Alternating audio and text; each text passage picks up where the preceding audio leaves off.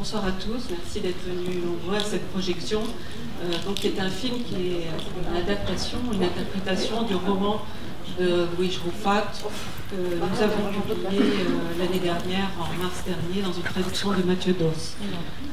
Cette soirée aussi est la deuxième complicité entre... Oui, excusez-moi. Cette soirée est aussi la deuxième, disons, complicité entre deux festivals.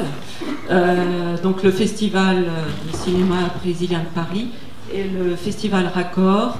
C'est la troisième édition du festival Raccord qui est en fait développée par une association qui est les éditeurs associés, qui regroupe 4 éditeurs, les éditions Chandail, les éditions Esperluette, Point de Suspension et À Propos. L'idée de ce festival, c'est de mettre en avant des éditeurs indépendants, et à partir, cette année, il y a 19 éditeurs indépendants, et à partir d'un choix de livres, d'un seul livre, d'une collection, de faire un raccord avec une autre forme d'expression artistique. Donc ça peut être du cinéma, ça peut être du théâtre, de la danse, même il y a eu de l'art culinaire. On a été un peu présent partout, dans des librairies, des bibliothèques, mais aussi dans des musées les plus improbables, tels que le musée des moulages dermatologiques ou même la Maison de la culture du Japon, parce que nous avions un programme sur le Japon. Voilà. Et là, donc, nous sommes... c'est la deuxième fois donc, que l'on collabore avec le festival. L'année dernière, on avait projeté Vis-à-Vis, parce que nous avions publié la traduction de Brasilian Ramos. Et maintenant, donc, c'est autour du roman de Rufato et de l'adaptation au cinéma. Donc bonne projection et à bientôt.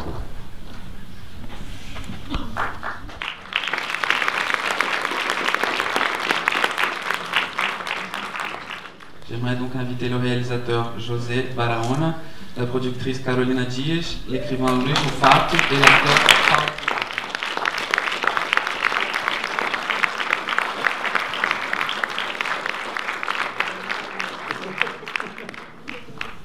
Bonsoir, merci au festival, merci à Katia. C'est la deuxième fois que je suis ici avec un film. J'étais la première fois en 2010 et je suis très content de revenir ici. Merci Katia.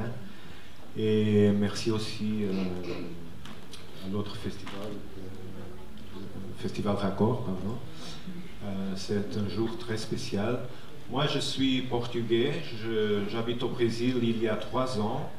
Alors, quand j'ai trouvé le livre de Luís Rufato, qui parle de cette histoire d'un immigrant de Minas Gerais qui va à Lisbonne, c'était l'histoire parfaite pour moi, pour faire ce film, parce que c'est un peu mon histoire à l'envers, non?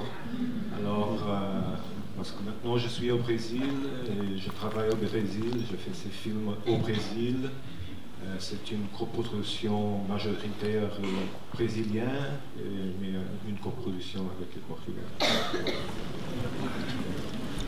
Bonsoir, donc je voulais juste peut-être avant de vous laisser la parole, dire 2 mots pour présenter Luís Rufato, qui, pour ceux qui ne le connaissent pas, donc a fait une entrée fracassante sur la scène littéraire brésilienne au début des années 2000, avec la publication de son livre Elisera tantos cavalos, en français, Tant et tant de chevaux, qui présente à travers à peu près 70 chapitres courts et denses un panorama assez irisant de la ville de São Paulo, et qui a eu, il y a quelques années, je crois, qui a été distingué par...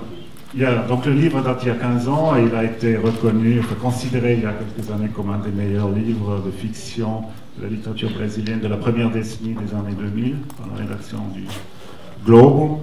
Il a ensuite publié un projet très ambitieux, 5 livres sous le titre générique de Enfer provisoire sur la naissance du prolétariat brésilien et sur l'histoire de l'industrialisation du Brésil.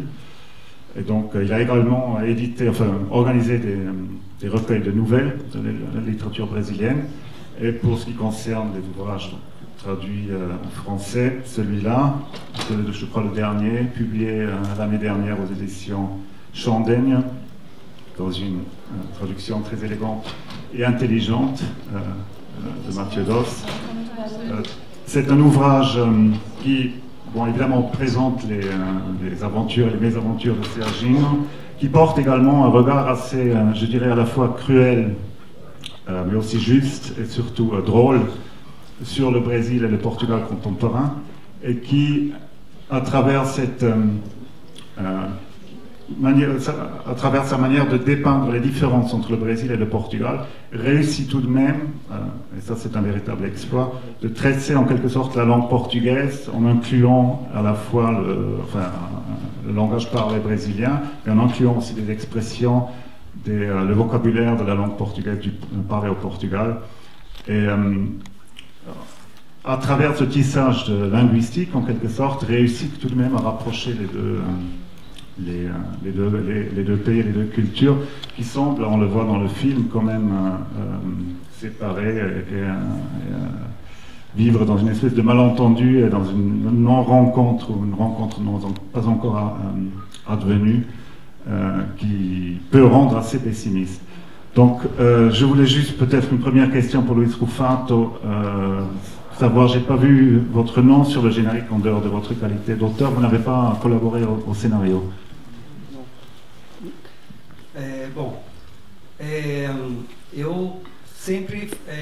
Eu me considero escritor e todos os trabalhos que surgem a partir dos meus livros são trabalhos dessas pessoas. Portanto, esse filme pertence quase que exclusivamente ao Barahona. Donc je me considère un écrivain et les travaux à partir de mes écrits appartiennent à ceux qui les créent, donc à Barahona dans ce cas-là. Porque eu acho que são apreensões, são outras linguagens as quais eu não domino, então eu confio plenamente na realização dessas outras pessoas a partir dos meus textos. Parce que c'est des langages que je ne maîtrise pas, donc je me fie totalement à ces personnes, ce qu'ils font à partir de mes textes. Alors juste peut-être une chose qui est frappante, c'est quand on lit votre biographie, vous êtes né à Cataguases. Alors évidemment, votre travail littéraire n'est pas forcément centré autour de votre personne. Ce qui est frappé, c'est que cet ouvrage se situe, enfin le Serginho est également né à Cataguases. Et là, maintenant, vous avez un personnage de fiction qui se promène dans les rues, que vous avez dû fréquenter quand vous étiez jeune. Donc il y a quand même, qu'on le veuille ou non, il y a quelque part une espèce de chambre d'écho autobiographique. Est-ce que c'est plutôt une heureuse coïncidence? Est-ce que c'est quelque chose qui vous faites avec, mais vous ne pouvez pas l'éviter? Acho que todos os brasileiros, de alguma maneira, são imigrantes. Quer dizer, de alguma maneira, todos os brasileiros são imigrantes, menos os índios. D'une certaine façon, tous les Brésiliens sont des immigrants sauf les Indiens. Então, eu acho que, embora não haja, evidentemente, não é um relato autobiográfico, mas a sensação de ser estrangeiro, sem dúvida alguma, é minha. Il ne s'agit pas d'un récit autobiographique, mais cette sensation d'être étranger, bien sûr, c'est la mienne aussi. Eu acho que talvez essa seja a principal característica de nós brasileiros, sentirmos sempre, em qualquer momento, estrangeiros no nosso próprio país. C'est sans doute notre principale caractéristique à nous, les Brésiliens, de se sentir étrangers dans notre propre pays. Bon, José, vous avez donc adapté ce livre. Vous avez expliqué tout à l'heure cette symétrie qu'il y a entre votre propre trajectoire et celle du personnage principal. Vous avez également souligné que vous aviez un film ici il y a quelques années, donc un film documentaire qui porte sur la colonisation du Brésil, mais qui se déploie à travers le récit d'une recherche d'un manuscrit. Ce qui est intéressant peut-être à rappeler pour ceux qui n'ont pas vu le film il y a quelques années, c'est que ce manuscrit est écrit par un auteur et un aventurier du 19e siècle qui se trouve être un personnage entièrement fictif, qui a été inventé entre autres par Eça de Queiroz et qui a été réactivé, si j'ose dire, par un auteur angolais qui s'appelle Agualusa. Et maintenant vous faites un film, encore une fois, en faisant revivre ce personnage. Est-ce que cet intérêt, cette curiosité pour la littérature vous a également incité à adapter ce livre, ou est-ce que c'était essentiellement cette symétrie entre votre propre biographie et le récit de Luis Rufato? Je pense qu'il y a beaucoup de raisons pour que je fasse ce film. Il y a cette chose-là que Luis aussi, il joue un peu avec réalité et fiction. Moi, je joue beaucoup avec réalité et documentaire. Alors, avant, je fais un documentaire avec beaucoup de fiction. Maintenant, je fais une fiction avec beaucoup de documentaires. Parce que moi, je crois que j'ai fait un chemin un peu à l'inverse de Louis. Louis, je pense que tu as été pendant 3-4 mois à Lisbonne pour écrire le livre. Et peut-être, on n'a pas parlé de ça très sérieusement, mais peut-être il a rencontré ces personnages-là à Lisbonne et il les a mis comme personnages de ton livre, non? Et moi, j'ai fait l'envers. Je voulais trouver ces personnages, ces personnes et les mettre dans le livre, dans le film, pardon. Alors, il y a cette chose de similarité de la façon de travailler la fiction, que c'est une chose que lui fait, non pas seulement dans ce livre, mais dans des autres livres que tu fais, que tu joues avec la fiction et la réalité. Et ça, c'est ma façon de travailler au cinéma. Et aussi, cette chose personnelle, quand j'habitais au Portugal, c'est pas longtemps, j'ai toujours été proche de ces personnes, de ces Brésiliens qui viennent pour travailler au Portugal, qui sont des gens pauvres, qui n'ont pas beaucoup d'éducation.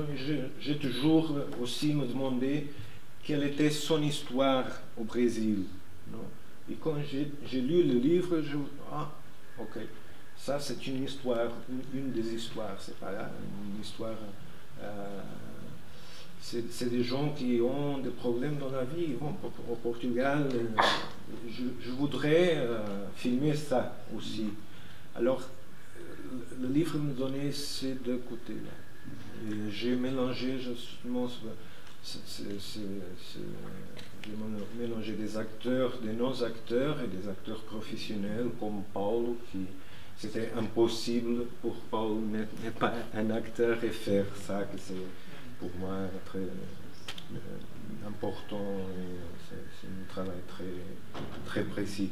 Et c'est pas vrai que le film n'est pas seulement à moi, il est à moi, il est de Luis, il est de Paulo, il est de tous les gens qui ont travaillé dans les films et les acteurs, parce qu'on a un texte littéraire très bon au commence. Et ça, c'est très difficile de travailler pour le cinéma. C'est plus facile de travailler un mauvais texte littéraire parce qu'on a une histoire et le texte. Mais avec ce texte-là, le texte, il est très précis, il est très important, comme vous avez dit, et c'est difficile de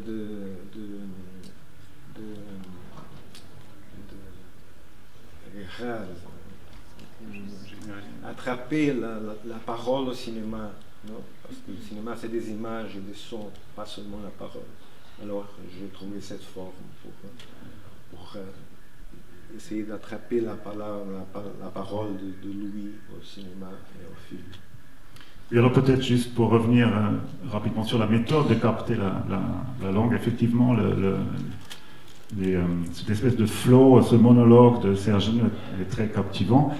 Ce qui m'a frappé dans votre adaptation, c'est que, alors que dans le livre de Luis Rufato, il pose d'emblée son dispositif, c'est-à-dire il raconte qu'il est écrivain, qu'il se trouve à Lisbonne et qu'il enregistre le témoignage de ce jeune homme.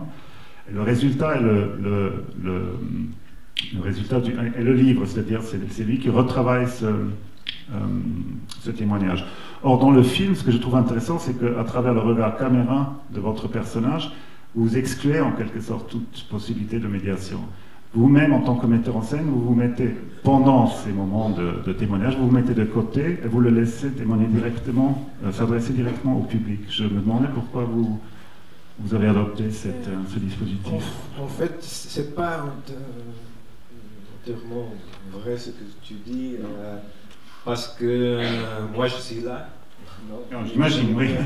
Non, mais je parle du regard caméra pour être rapide. J'essaie de faire Parce que ce récit, je pensais que c'est la façon d'être plus fidèle au livre. Il y a quelques fois que je ne suis pas du tout fidèle au livre, mais c'est la façon que je trouve d'être fidèle au livre, parce que, en fait, tout le livre c'est Serginho en parlant pour le lecteur. Et tout le film, c'est Serginho en parlant pour le spectateur. Il n'y a pas de metteur en scène dans le film. C'est ça que je voudrais faire avec ça. Vous confirmiez donc tout à l'heure que le film est effectivement fait avec des acteurs professionnels et des acteurs non professionnels. Je trouve ce métissage vraiment très intéressant et très réussi aussi. On sent qu'il y a un certain nombre de personnages, à travers leur présence physique, en quelque sorte incarnent vraiment ce destin des émigrés brésiliens à Lisbonne.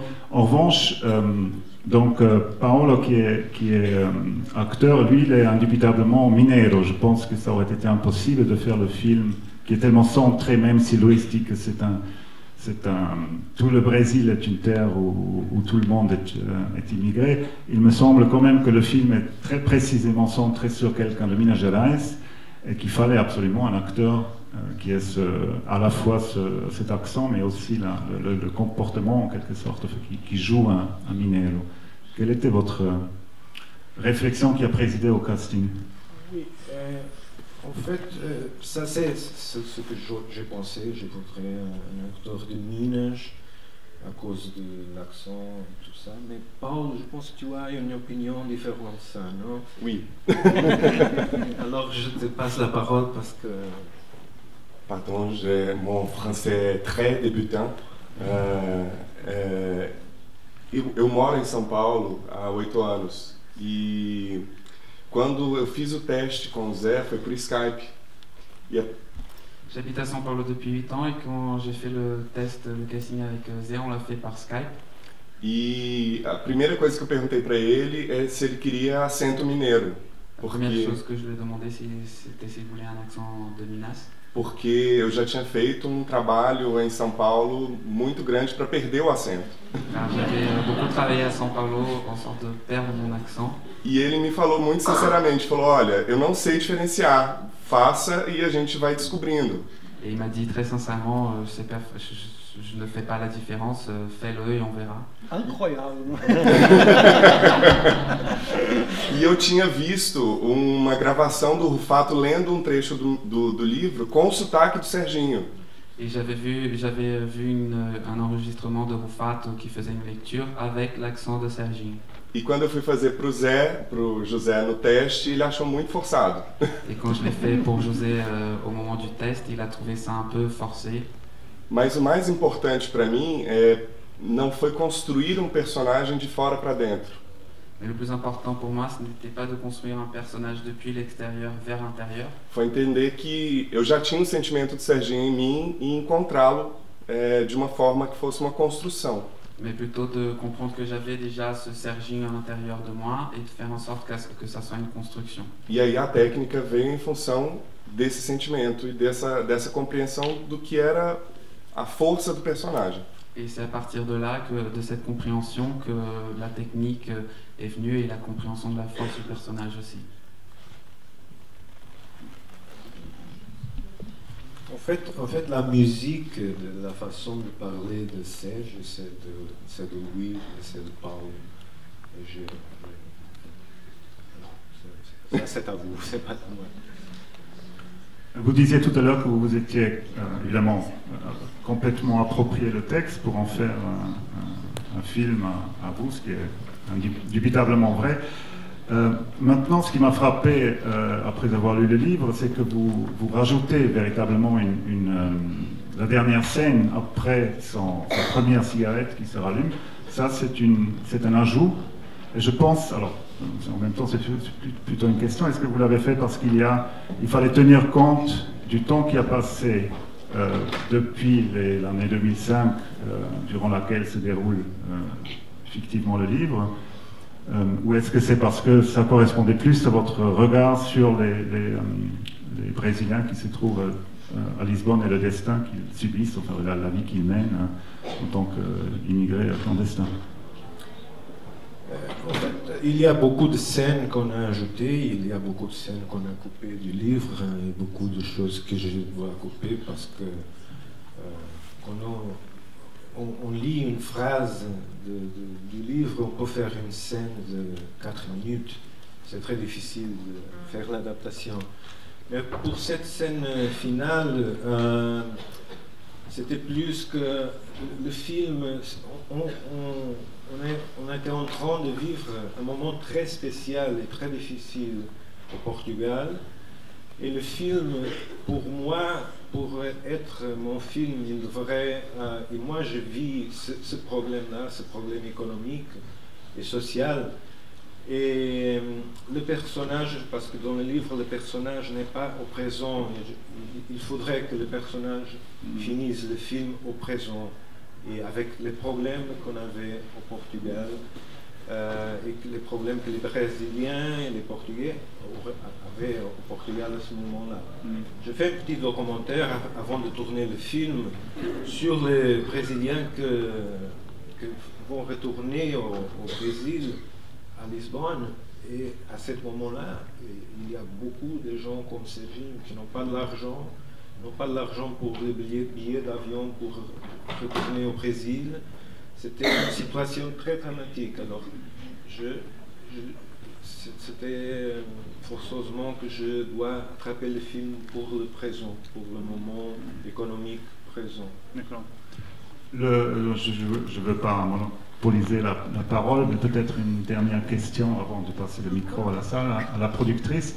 Vous parlez des difficultés que traverse le Portugal. J'imagine que cela affecte également le cinéma.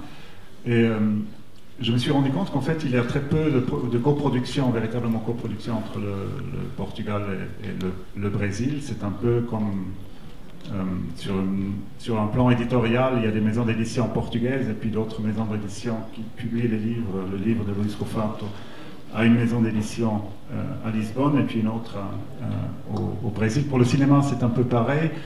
Est-ce que le fait que le film, le projet thématisait cette relation très particulière entre les deux pays, est-ce que ça a aidé à la production du film ou est-ce que c'était de toute façon...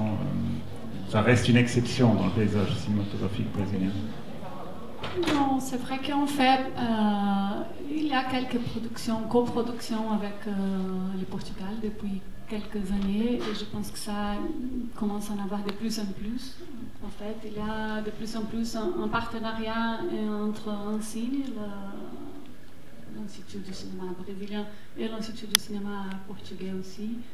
Et d'une certaine manière, c'est une coproduction un peu plus facile, si je peux dire comme ça, parce que les coproductions, c'est pas toujours très... C'est très bien, j'adore faire des coproductions, mais c'est pas toujours évident. Mais là, on a l'avantage de la langue en commun et je pense que ça aide aussi Vous êtes aussi, excusez-moi, vous êtes aussi portugaise? Non, vous êtes brésilienne, d'accord, donc vous êtes productrice brésilienne qui fait une coproduction avec le Portugal. Oui, je suis la productrice brésilienne, on a un coproducteur portugais avec lequel on avait déjà travaillé auparavant. L'autre film de José, on a fait aussi ensemble, au contraire, parce que là, le Brésil est la production majoritaire et pour l'autre documentaire, c'était le contraire. C'était le Portugal, le producteur majoritaire. Donc, je trouve qu'il y a beaucoup d'avantages de travailler en coproduction. Et dans ces films qui a tourné dans les deux pays avec une équipe, c'était vraiment une équipe de coproduction, vraiment mélangée de deux côtés. Et c'était une expérience très bien pour tout le monde. Je pense ça aussi. C'était important pour les films aussi, parce que c'est des regards croisés aussi de deux côtés. En parlant de regards croisés, vous avez déjà fait des projections au Brésil et au Portugal? On a fait une projection au Festival de São Paulo l'année dernière. On a fait en Uruguay. Ici et là, il va être montré pour la première fois à Lisbonne le 28 avril au Festival d'Indie Lisboa. Et il va être au cinéma en juin au Brésil. Donc, vous pouvez faire la pub. Ah oui. C'est très difficile d'amener les gens au cinéma au Brésil pour voir le film. Donc, je vous remercie de faire la pub. À Cataguases, vous allez avoir du succès, je pense. On l'a montré à Cataguases. On a fait une séance à Cataguases. C'était très bien. Merci. Donc, est-ce qu'il y aurait des questions dans la salle? Oui. C'est pas une question, c'est vraiment... Vous donnez tout dans votre documentaire, sur fond de documentaire social. Ça m'a plu beaucoup, ça m'a appris des choses. Comme quoi, même en parlant la langue d'un pays, d'un État, on n'arrive pas à réussir du tout. Et un Brésilien qui parle le portugais, et sans aucune nuance peut-être, quelques dialectes, et puis il n'arrive pas à Lisbonne, sans cliché en plus. Moi je l'aimais beaucoup. Et il montre bien entendu cette tristesse de la crise portugaise. Et comment le Brésil, peut-être, ça m'a fait beaucoup réfléchir, il n'a pas l'idée, la notion de l'Europe. Qu'est-ce qu'il pense de cette Europe-là? Ces transferts que vous avez mis, et ça m'a plu beaucoup, ça me faisait réfléchir énormément. Ça fait réfléchir. Ces films sur l'immigration, et puis en même temps, on vit en plein dedans. Les gens qui pensent que c'est l'Eldorado de l'Europe, puis ils inventent une vie qui ne peut pas approcher. C'est très beau, c'est triste, c'est vrai. Et puis ça nous apprend énormément de choses. Des relations. Puis le rêve est terminé. C'est vraiment désespéré. Mais continuer comme ça, c'est du cinéma social. Très bien fait. Ça m'a plu. Merci.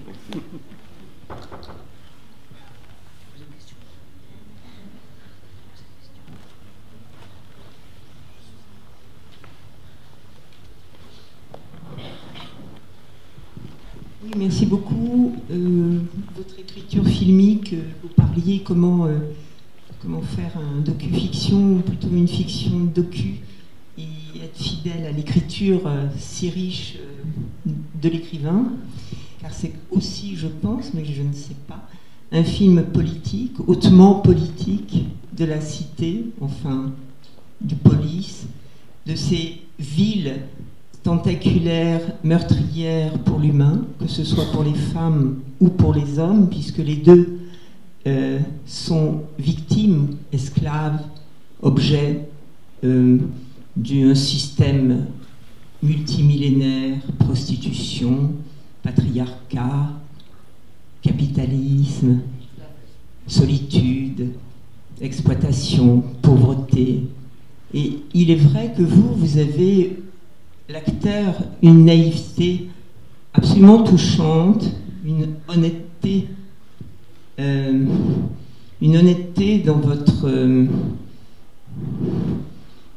dans votre approche des femmes, une innocence qui est rarement montrée au cinéma, en tous les cas pour la cinéaste, pour la cinéphile que je suis. Et et je me disais que il y a une espèce d'omerta quand même qui nous lie, vous, les acteurs, les écrivains, les cinéastes, ceux qui font, qui pensent et qui font, et puis nous, les consommateurs, viseurs, enfin voyeurs, et en même temps cinéphiles, avec quelque chose qui reste comme une plaie politique, une plaie symbolique, qui est fichée dans notre cœur et qui fait qu'on est quand même très silencieux ici, tous, et cela nous renvoie à une espèce d'ambiguïté dans le cinéma, qui est que l'esthétisme, qui est toujours là comme valeur refuge, qui nous lie, vous, les artistes. Ma fille est cinéaste, elle est jeune, donc je suis au cœur de la question. Et puis nous, le public, qui participons à votre, comment dire, votre réalité, votre densité, je veux dire, sociale, mais on est toujours dans l'omerta et le silence. Voilà, c'est une question. Je pense que ce sont peut-être deux questions. Peut-être la première sur donc la réalité sociale que votre film décrit, et puis après, si vous voulez répondre sur la force du cinéma et le mystère en général.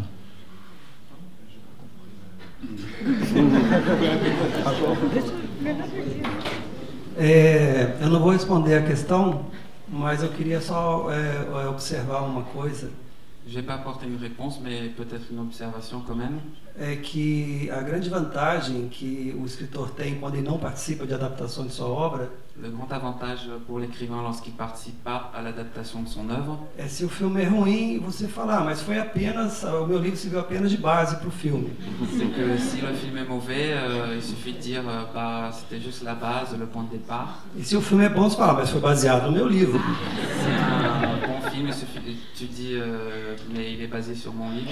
E eu fico com a segunda coisa, assim, se o filme é bom, eu acho o filme muito bom porque foi baseado no meu livro, claro. La deuxième option, je trouve le film très bien parce qu'il est justement basé sur mon œuvre. E agora, brincadeiras à parte, eu acho que tem uma questão que para mim é fundamental neste filme. Mais il y a une question essentielle à mon sens dans ce film.